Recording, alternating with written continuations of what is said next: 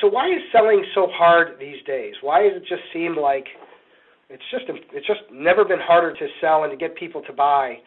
One of the main reasons is that there's still a traditional selling model that's being used, and I can tell you for a fact that I was very, very good at selling this model. I worked in many sales positions, and from advertising to high tech, franchising. I sold businesses for about 5 years, and the traditional selling model was really the way that I got people to buy.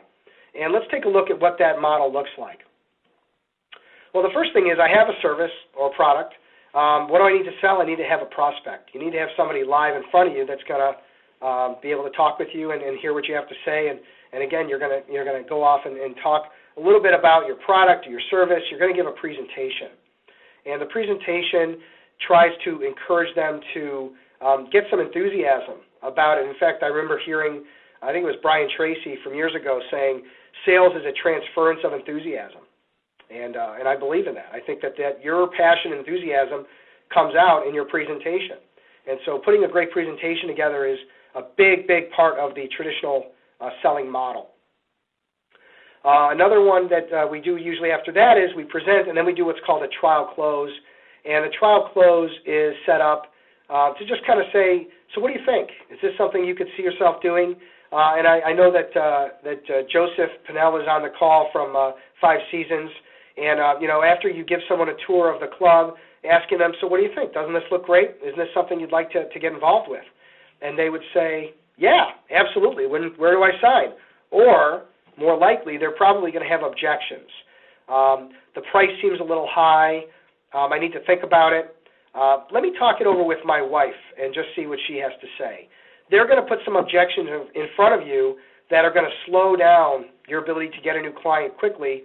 And that's just the fact. The people need more information, and they want to maybe negotiate with you.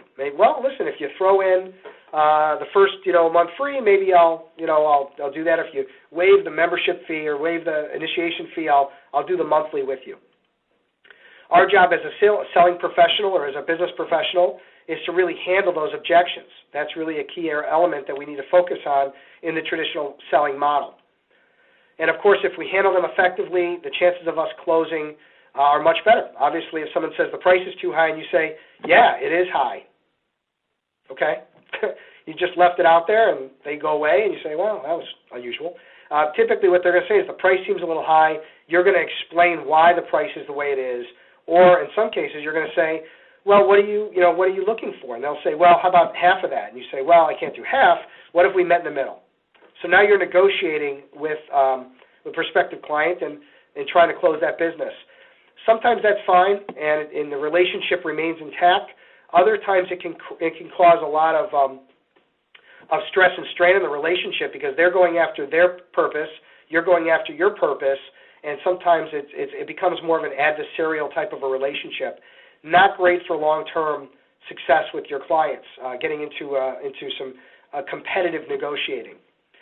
So that's why selling is so hard. And in addition to that, there's another model that's made it very hard for us to stay focused with the traditional selling model, and that is our buyers have never been better educated, had more information at their fingertips, more options or competition. So what's actually happened is the buyers have created a model of their own. We're going to call it the buyer model.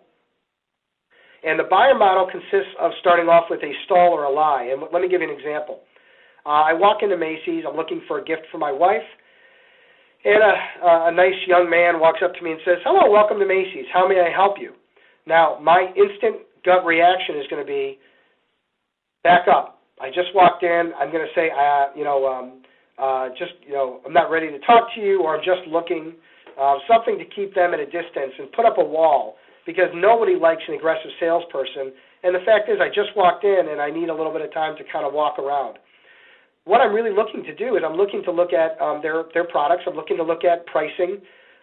Let's talk about a little bit bigger purchase.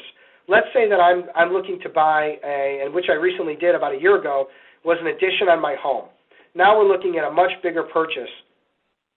And, I probably called 5 or 10 different contractors. I had 3 or 4 come out, And the main purpose of me having them come out was for me to gather my information and my pricing. I really needed to know what I was getting into.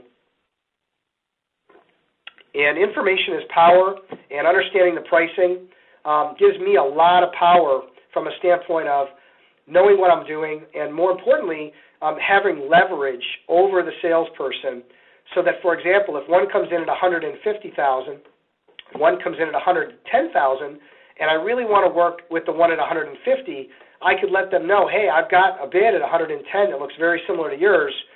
What if you did yours at $110,000, or what if you did yours at $120,000? Then I'd like to move forward. So they may say, okay, and in which case, I'm kind of telling some lies in order to get what I want as a buyer.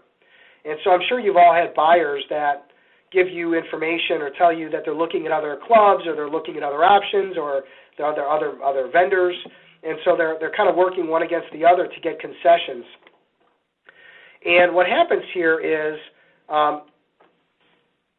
we go back and forth with them. Now, if I'm dealing with 3 contractors, how many can I actually work with? How many am I going to bring in? I'm not going to have one contractor do one piece of the addition, another contractor do another.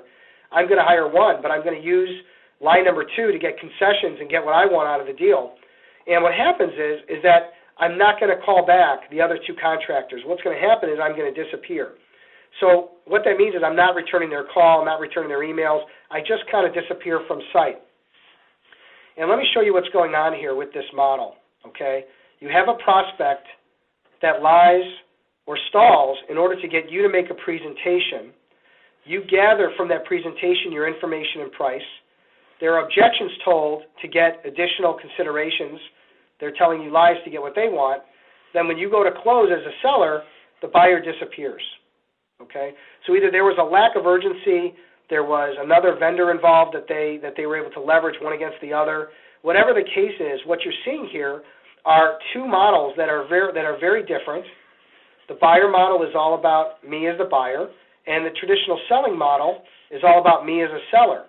And what's happening is that these are not really working well together. They're very adversarial. I'm trying to get someone from a presentation to a close as quickly as possible. They're trying to get information and price without making any commitments to work with me. So when I brought these vendors out for my edition last year, I brought out 3 vendors, okay? How many times did they come out? They came out 3 times.